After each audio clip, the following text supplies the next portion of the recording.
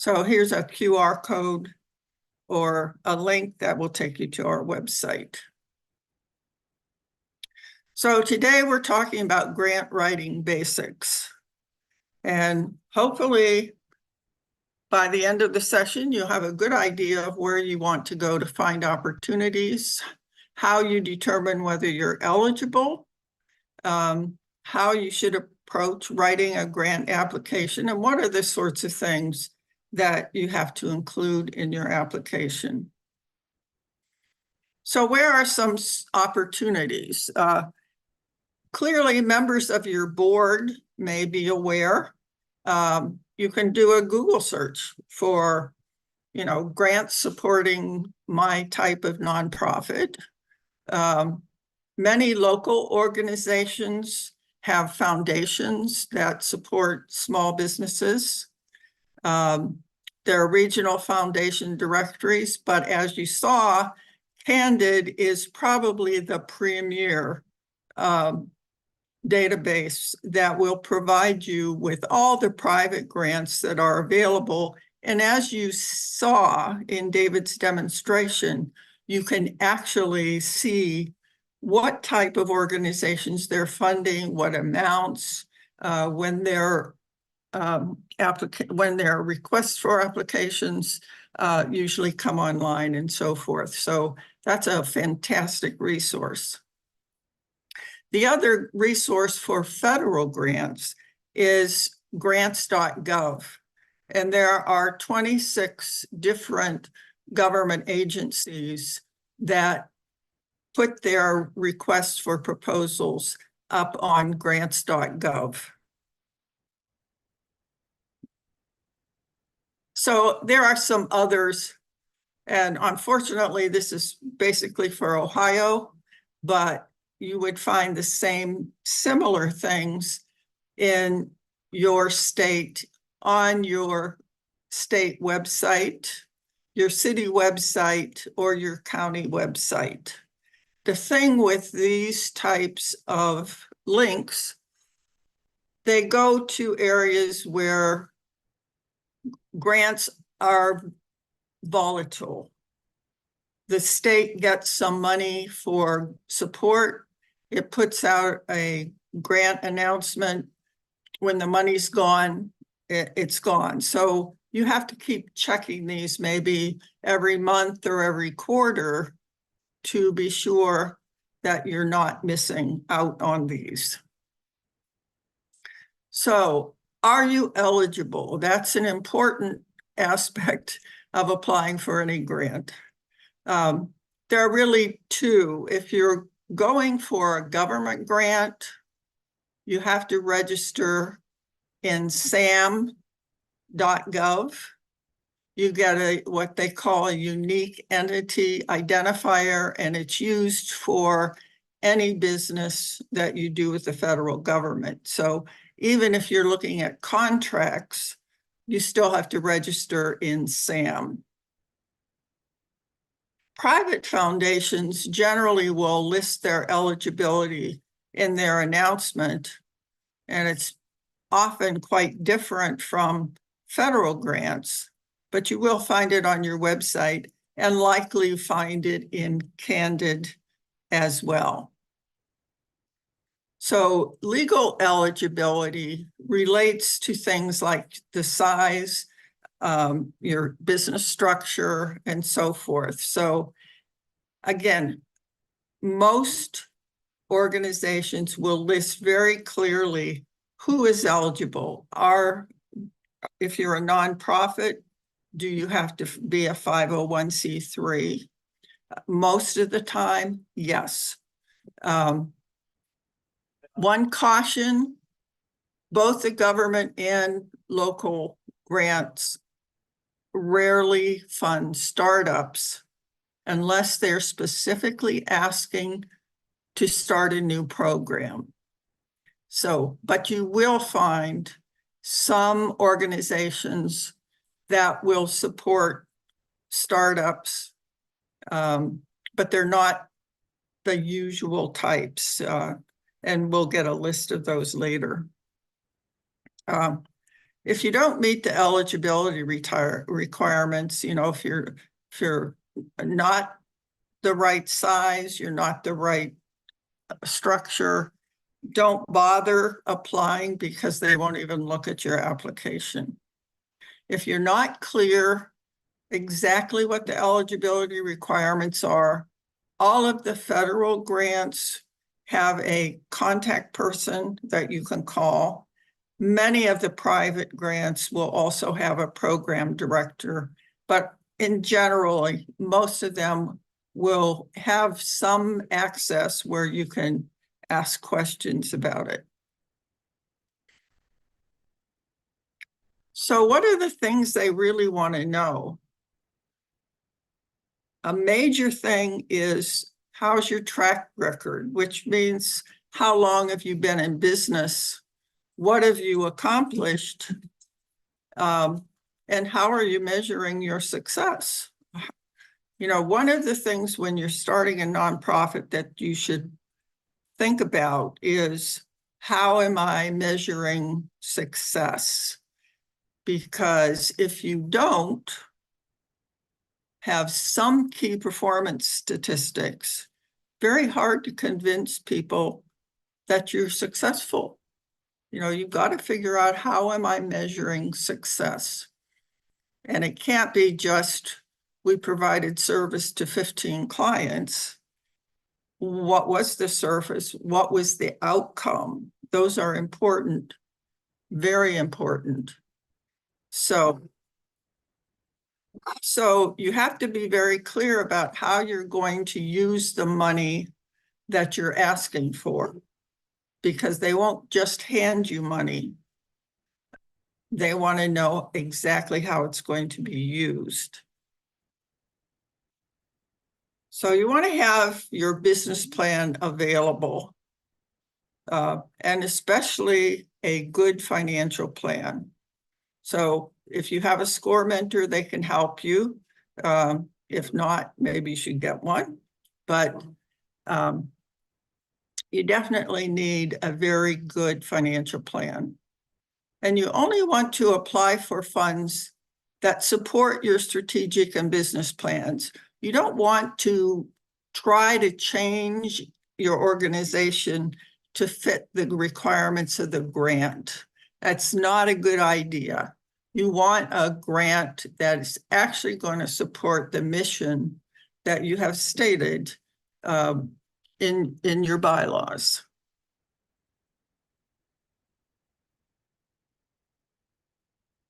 Okay, so a lot of private foundations have very specific funding initiatives. So if you go, for instance, go to Key Bank Foundation, they might say, we support education, we support small business development, we support economically disadvantaged youth. So they're usually pretty clear about general support. They also might do, instead of a grant, they might give you a charitable donation. And that the difference is that the charitable donation is a one-shot deal. You have a project, has a beginning and end, you need X number of dollars for it, so apply for a charitable donation. If you are looking for longer term, many grants will go for 2 or 3 years. Then you want to go for a grant rather than a charitable donation. So here's, for instance, one of our statements from a local resource. So our neighbors, our focus is on neighbors, education, and workforce. So they're looking, in many cases, to support these areas for disadvantaged people. They're trying to support local neighborhoods. And most will only fund 501c3 organizations because they want the tax deduction. That's primarily why they set up their foundations. They're businesses, they're in business to make money, but they will give money away in order to get a tax deduction. So, keep that in mind. They're not nonprofits. And most of them require that an organization that they fund needs to be in their local service area. So if you're doing a grant application, the information they generally want would be your mission statement, a background summary, your operating, and these are for local foundations, not federal grants, but small private foundations as opposed to federal. They want to know if you have any members of their organization on your board. And actually, that's always a plus if you do, because it kind of gives you an in with the organization. So they want to know the title of your project, what is your funding request, and what type of support are you looking for? Is this for operations? Is it program specific? Or are you looking for capital? In general, most organizations prefer program support. They want to know whatever service you're providing to your clients are going to be supported by their funding, that they're not paying administrative costs. However, they often will support small capital requests. If you're, say, want to replenish your or your computers, for instance, which maybe you cycle every 3 to 5 years, they might be willing to support that as far as capital. But in general, they don't like to support administrative costs. And then they want a description of your project. And a lot of times they will let you upload a description. So if you have your business plan, you can really cut and paste into these applications. They're mostly online applications. And if you have, again, if you have your business plan, it's pretty much what they're asking for, except the specific project. So they want to know, where are you providing your services? Again, many local private foundations want it to be in their service area. They want to know, how many individuals are you going to be serving? The more, the better, of course. Again, they want their funds to impact the community in some way. So the more people you serve, the more their impact will be. They want to know what the impact of your program. So that means, are you providing educational support for a specific group of people? Are you doing training for a workforce to provide, say, disadvantaged youth to be able to work in a particular area? And then they want you to upload your budget detail. So you really do need to know specifically how you're going to be using the money that they give you. And then they also want to know what other organizations are providing funds for your project. And the reason being, they prefer to have as many other people as possible, so you're not depending solely on their funding. And that goes for you as well, you would like to have as many different sources of funds. So if one of them drops out, you won't be in bad shape. So let me see. So again, if you have your business plan, a lot of this will just flow directly from your business plan. So again, they want the primary geographic area, the primary ethnicity, the primary gender. Are you serving individuals with disabilities, etc.? So they will ask you all of these types of questions. And they'll say, what is the current health status of your organization?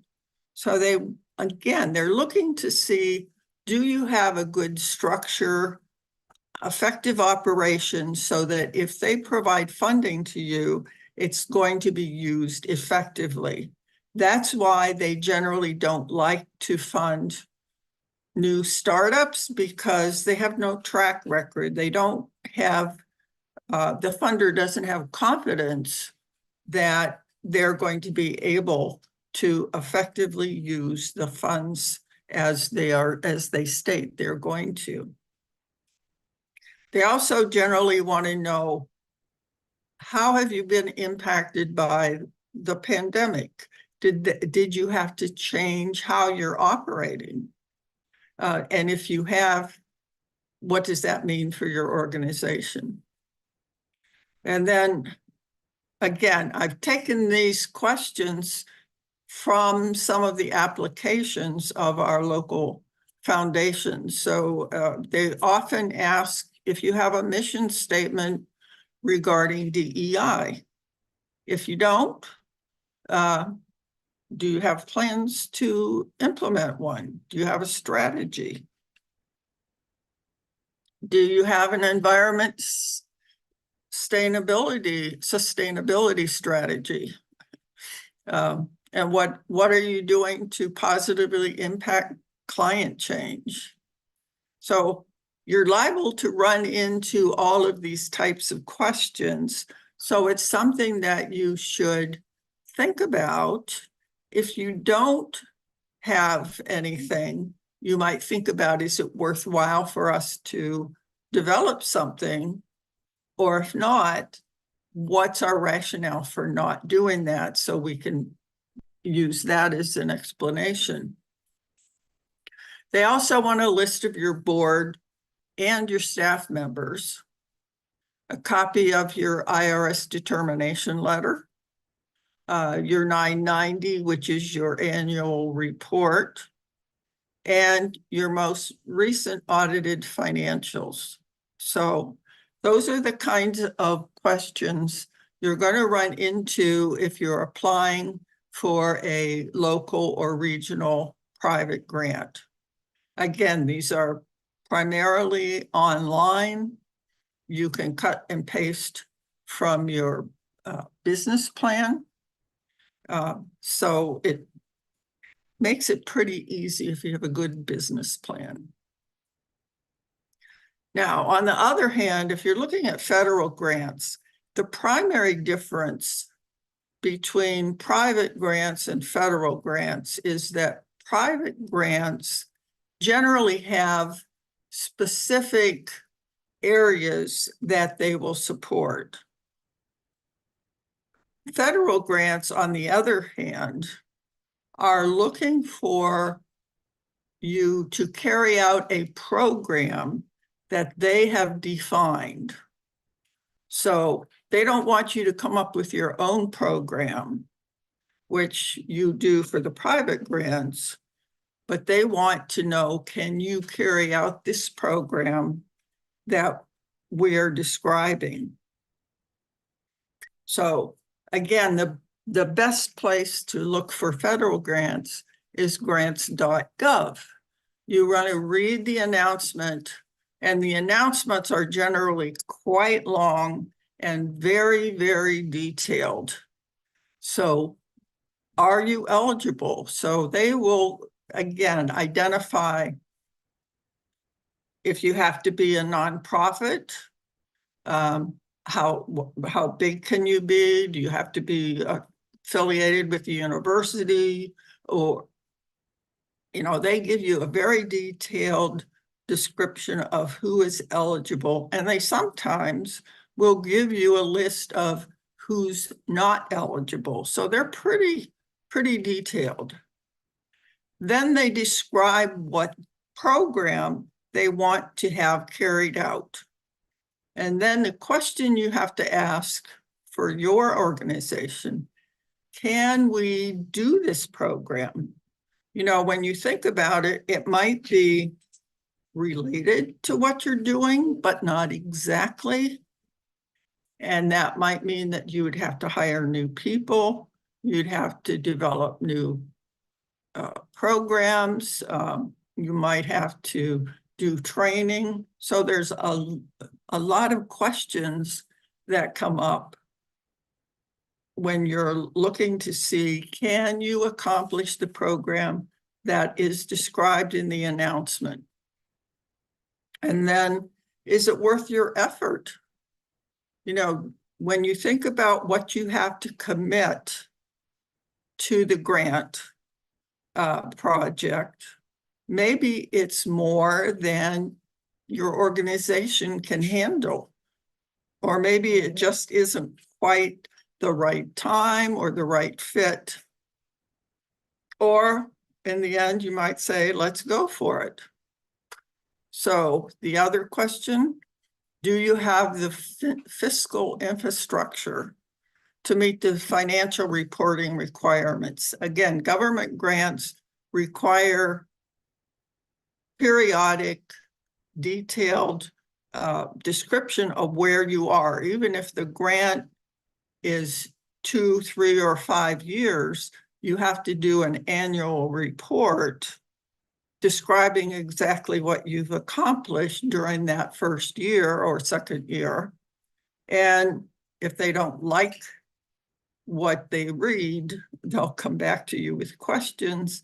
They might actually terminate before the 5-year or 3-year, 2-year period if they feel that you're not accomplishing what they want done for this project.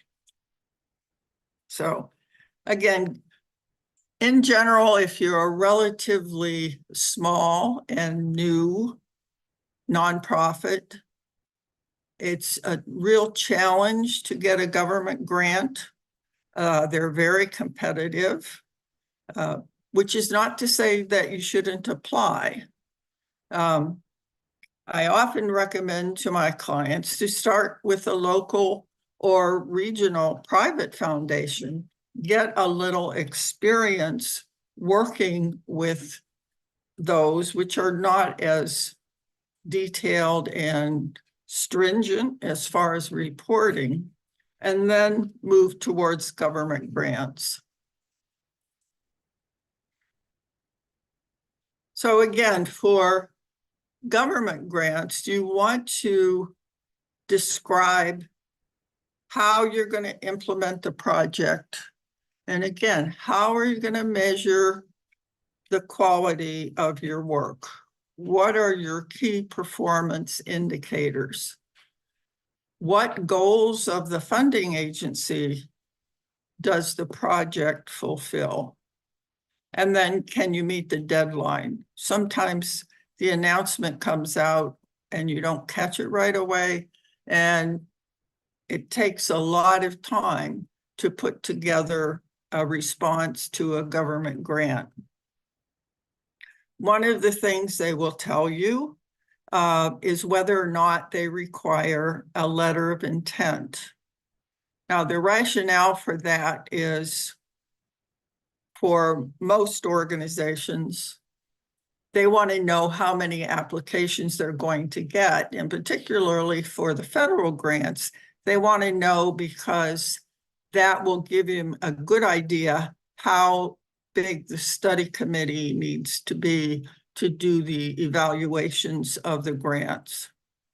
On the other hand, particularly with some private grants, they want a letter of intent, and then they will ask you to submit an application if they're happy with what you've stated in the letter of intent.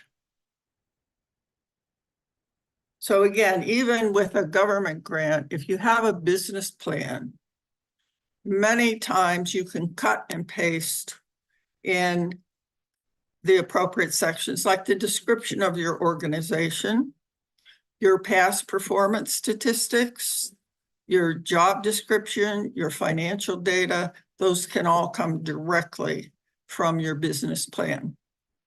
And again, if you don't have a SCORE mentor, you can get one and they'll help you draft a good business plan. So the granting agency for government grants, again, they want to know what are your goals and objectives? Are they aligned specifically with the agency objectives? What are you going to do to satisfy their requirements? How are you going to carry out the project? What is the impact and how are you evaluating it? What resources do you have to carry out the project? And then what is the budget?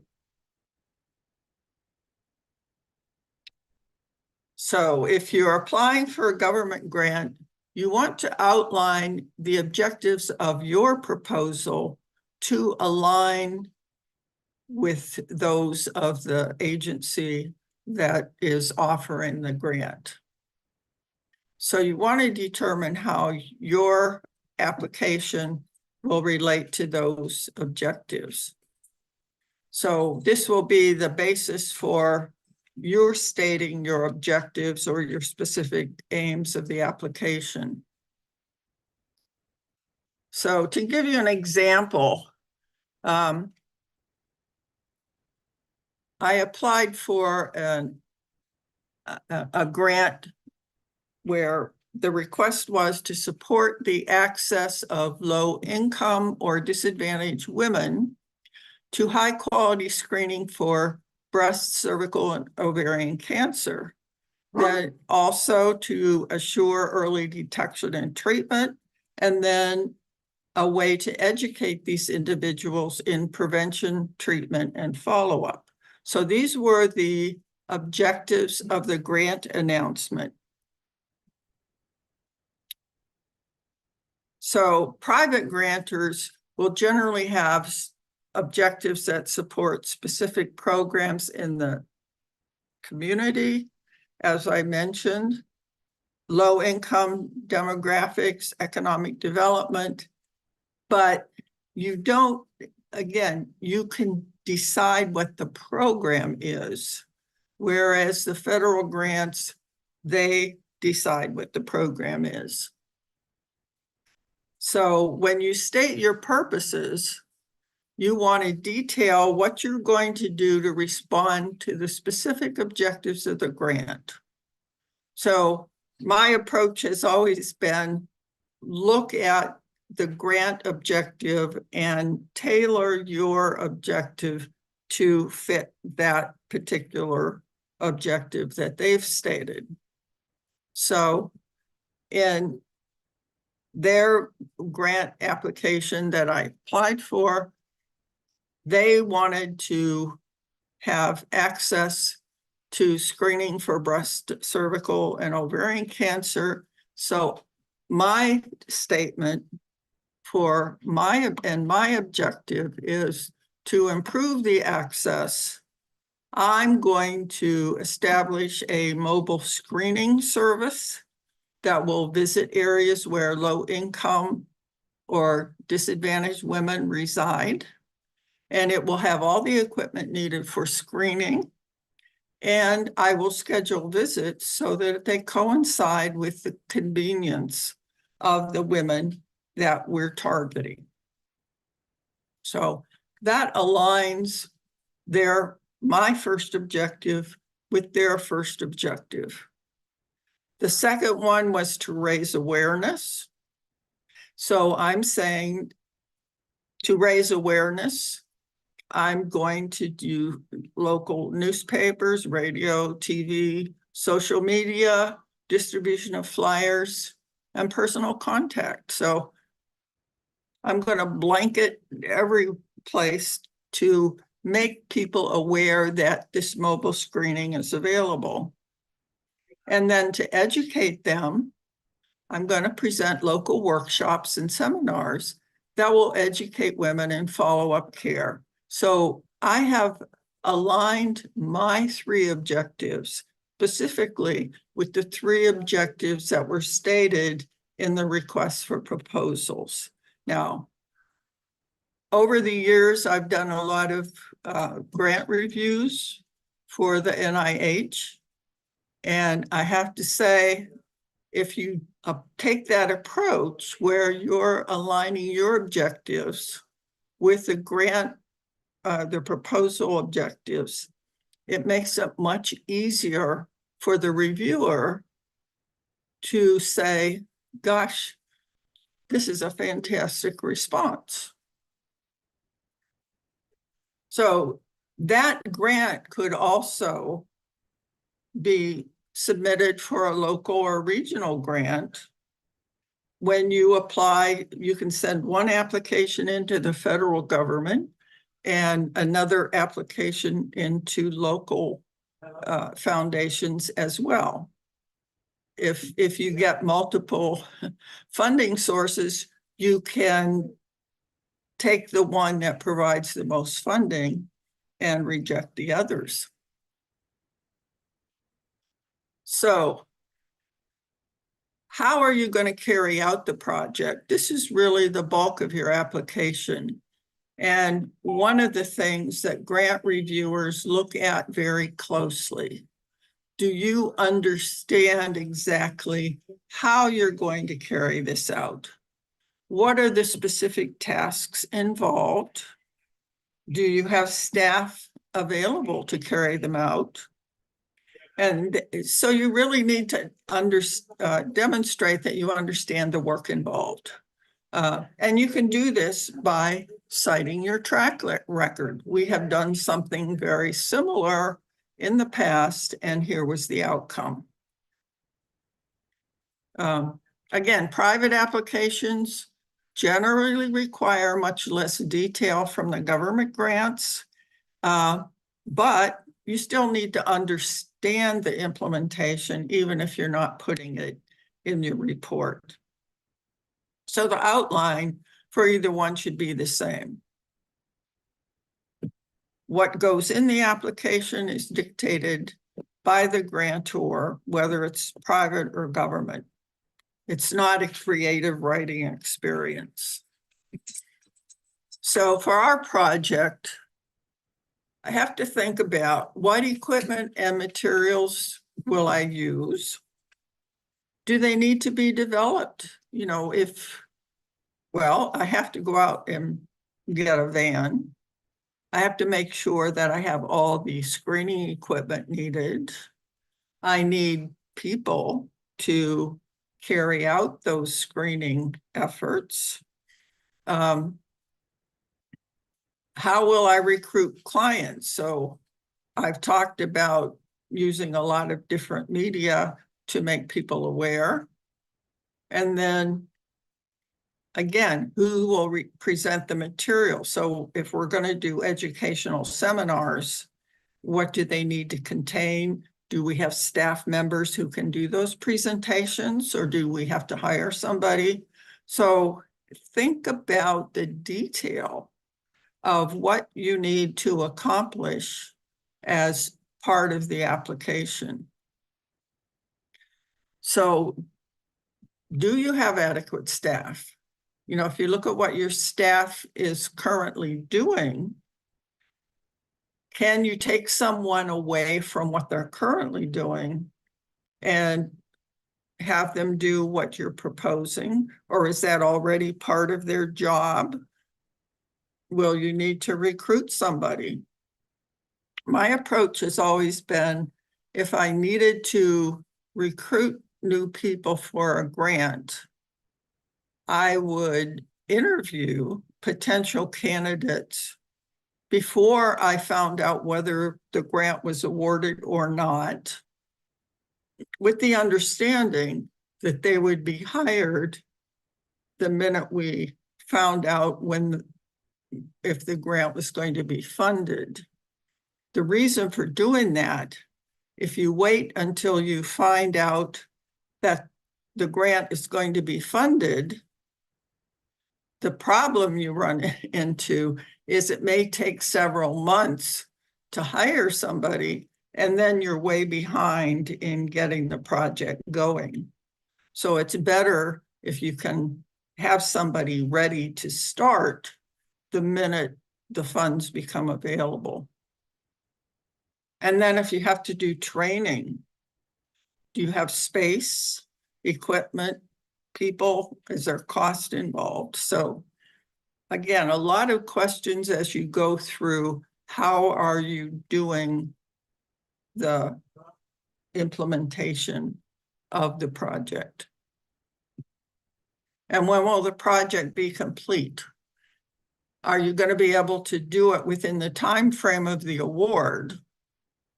If not, how are you going to fund it once the grant money runs out? And that's an important question for the reviewers who are looking at it and saying, there's no way that they can complete this project in the year or 2 years funding that we're giving them. But while they've stated that they have other resources to fund it after the project ends, so that's a good thing, or they're applying for additional funding. So you want to make sure that you make it clear that once the project funding ends, if the project is going to continue, that you are already applying for additional funding, or that you have another source that will keep it going. And then again, it's always critical to figure out, how do you measure success? So in my project, we said the increase in screening numbers, increase in early detection of these various diseases, and improvement in disease-free longevity. So if we catch it early, we're more likely to have successful outcome. Again, budgeting is critical no matter what type of grant you are asking for.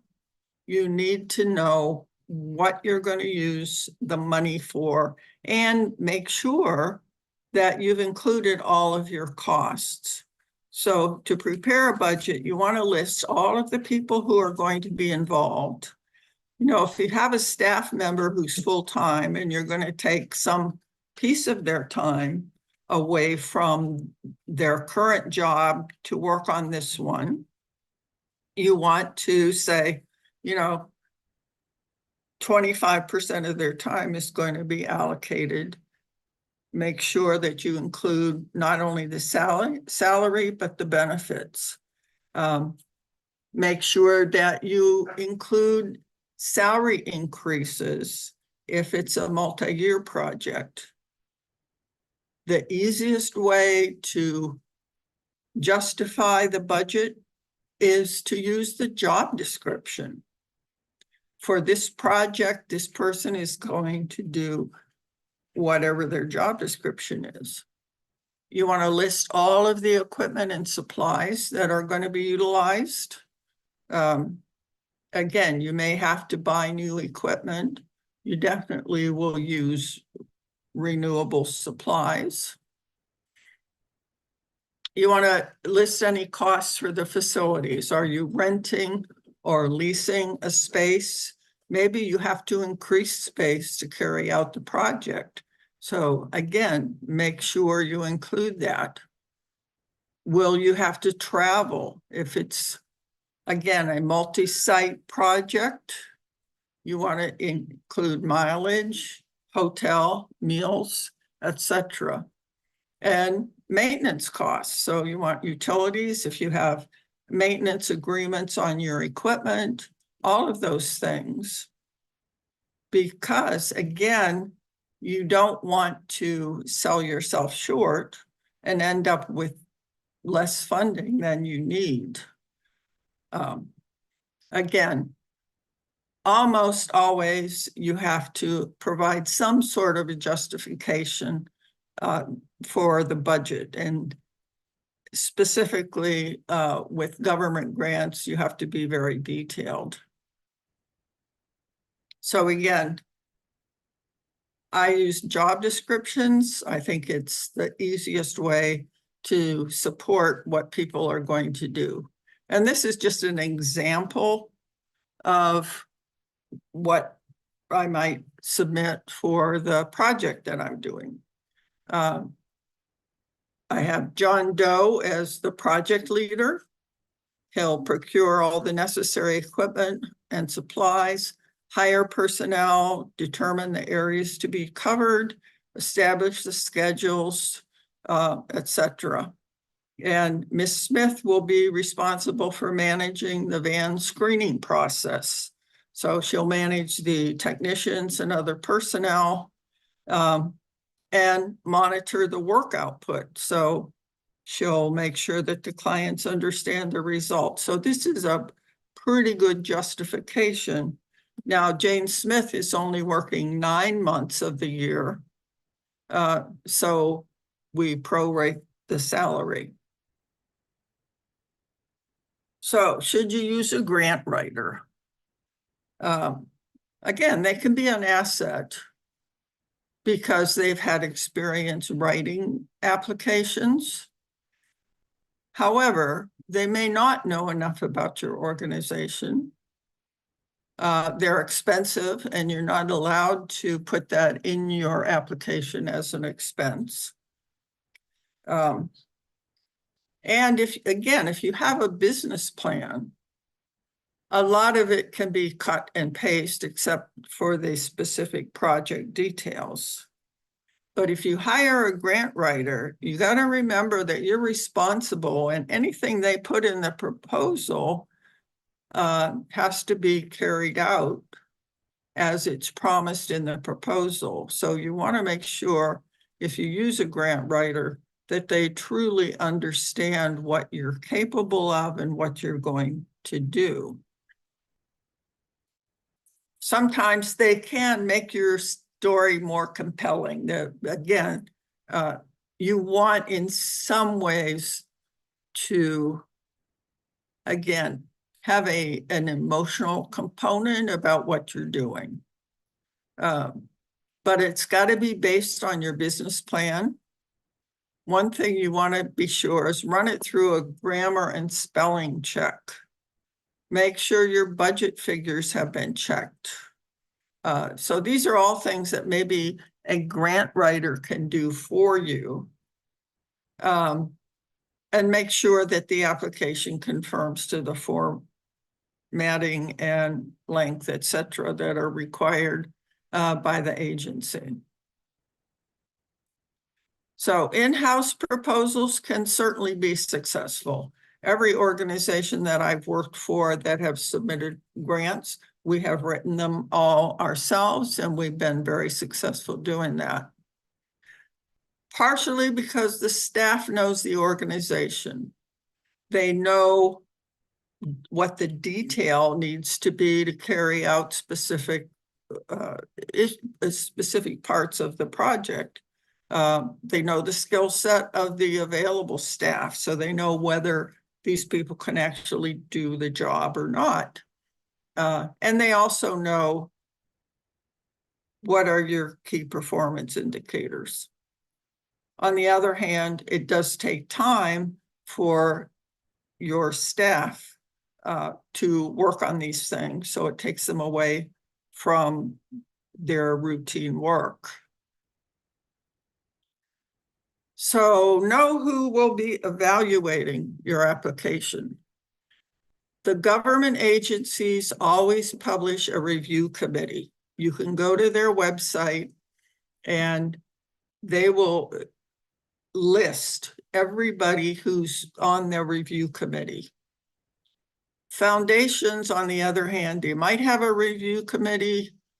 They might provide some information about that, but oftentimes when it comes to a company or a bank foundation, it may be a single individual who's making a decision. So if you know somebody in that organization, you have a leg up. Put yourself in the place of the reviewer.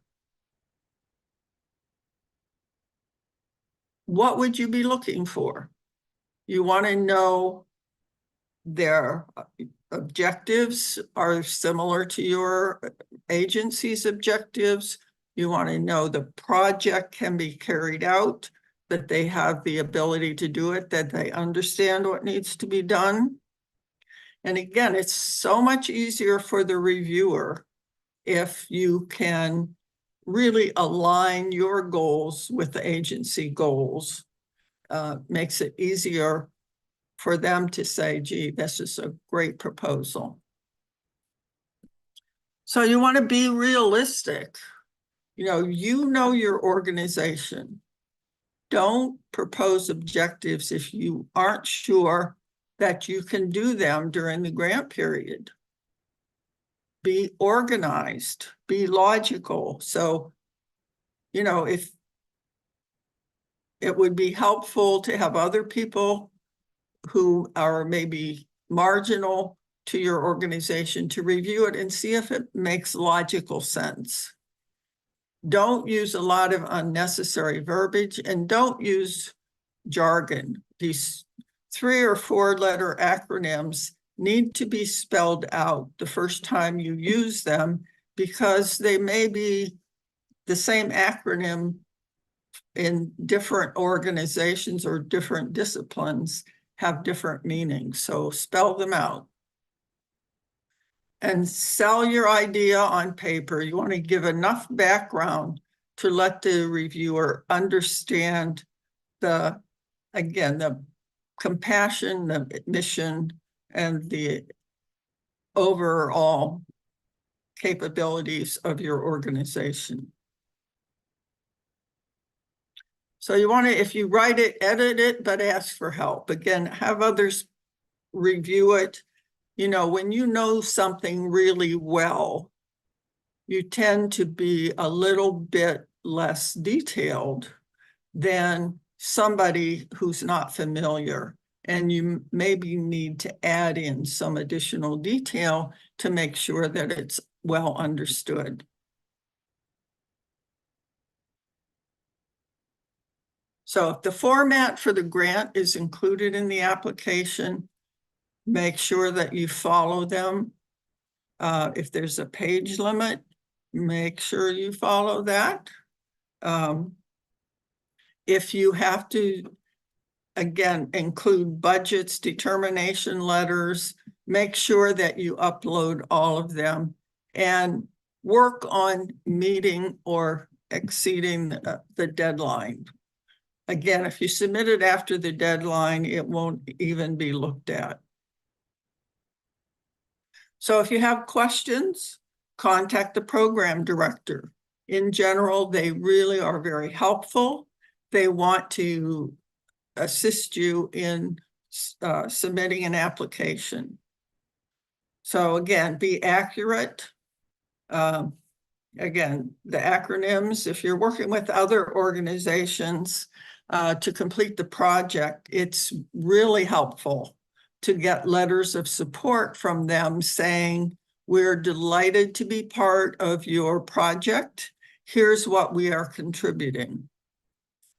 And then have your application reviewed by your board or your staff or both before you submit it. So here's really how the grant cycle works. The program announcement is developed by the agency.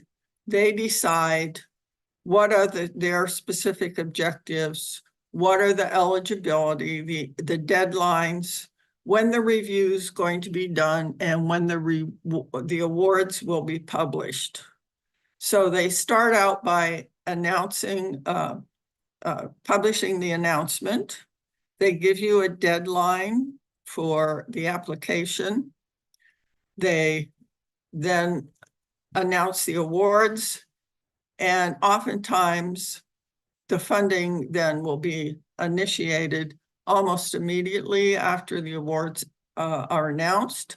But in the case of the federal government, they may be delayed depending on congressional allocations.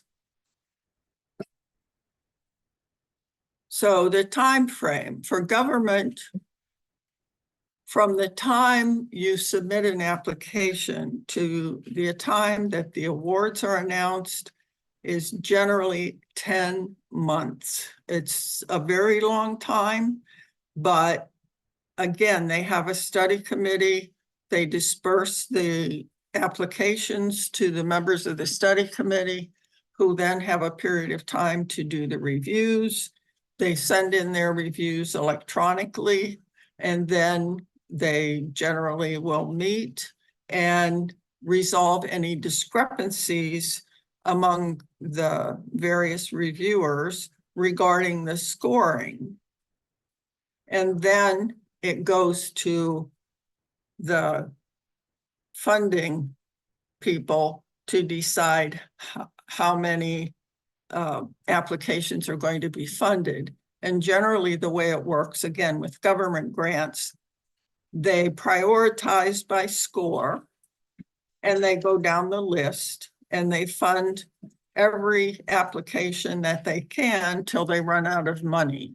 So you might have a good application, but maybe not quite good enough to be funded, which suggests that maybe for the next cycle, you might want to submit it again, and hope that it'll get a slightly better score. Now, the government will send you a response telling you what the reviewers found were not up to snuff, or why they scored less than perfect. And they will give you suggestions on how to improve your score. Private grants, on the other hand, might be awarded within 30 to 60 days of when the application is submitted. So it's a much faster project because they don't have the elaborate review process that the government has. So the criteria, and these are criteria by the government, and some of the private organizations use them as well. But here are the criteria that they use. Significance. Does the project address an important problem or eliminate a significant barrier? The investigators. Do the individuals have appropriate education, training, and experience? This is a very important one. Innovation. Does the project bring anything new to change the outlook of the problem? Does the approach seem appropriate for the project? And does the environment provide support? So the project that I was suggesting, using a van and screening and so forth, would be within the confines of a medical center, which would give a lot of support in making sure that that project was successful.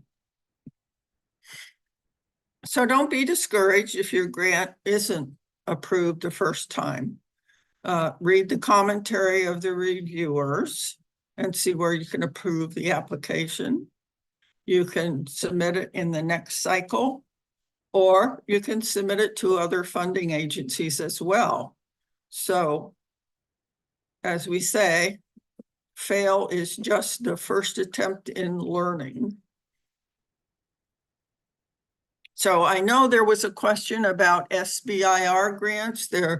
the Small Business Innovative Research Grants.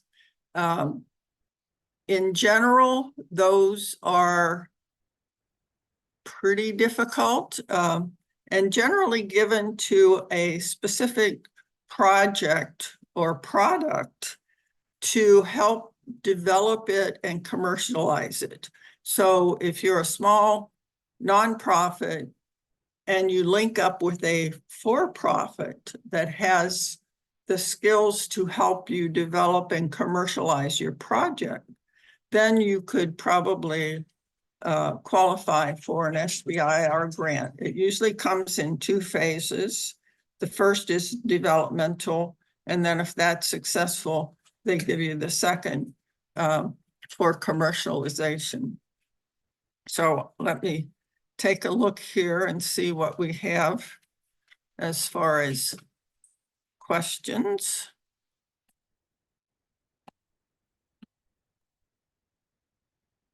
Okay. Yes, David Holmes at candid.org, and you are certainly welcome to contact him directly. This session, not really for-profits, although there are some for-profit grants, and on our website, you will find a webinar called Funding Your Nonprofit, but also there are some there's some information in there as far as resources that are also available to small nonprofits. So you might want to take a look at that recorded webinar. Could you please share how to get through the state government system to find out who's a contact person for the grant? I know a lot of times it's really difficult. You might want to go to the State Department of Development, and there should be both phone numbers and contact people available. If you can't find it, you can feel free to contact me and I will try to help you with that.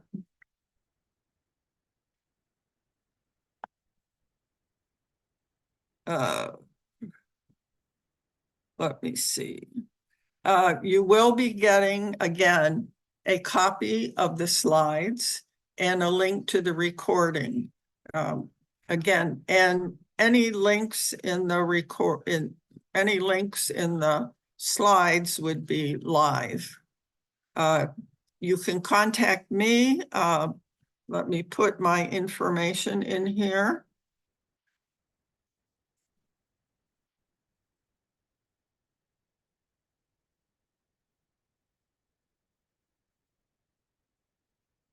So that's Anita Kayat at scorevolunteer.org. Again, feel free to email me. I'd be happy to answer any questions that you have. Yes, you can contact me. Let's see, anything else? I think we've pretty much covered what's let me see if I'm having a little trouble here with my computer. Anyway, I appreciate your interest in attending our webinar. I hope you found it helpful, and would appreciate can grant writers be compensated by a percentage of what they bring in? That's a good question. I don't know a single grant writer who would be willing to do that, just simply because there's no guarantee that you're going to be funded, and they're not willing to work for nothing. So the answer to that is pretty much no. So I think we've got everything I can see right offhand. So again, thank you very much. There will be a survey that comes out, and please give us feedback. we'd also be interested in finding out what other kinds of things you'd be interested in. We do have a whole series on nonprofits, including starting a nonprofit, funding your nonprofit, and building capacity. You can find recordings of all of those on our website. It's the SCORE Cleveland website. So again, thank you for your attendance and enjoy the rest of your day.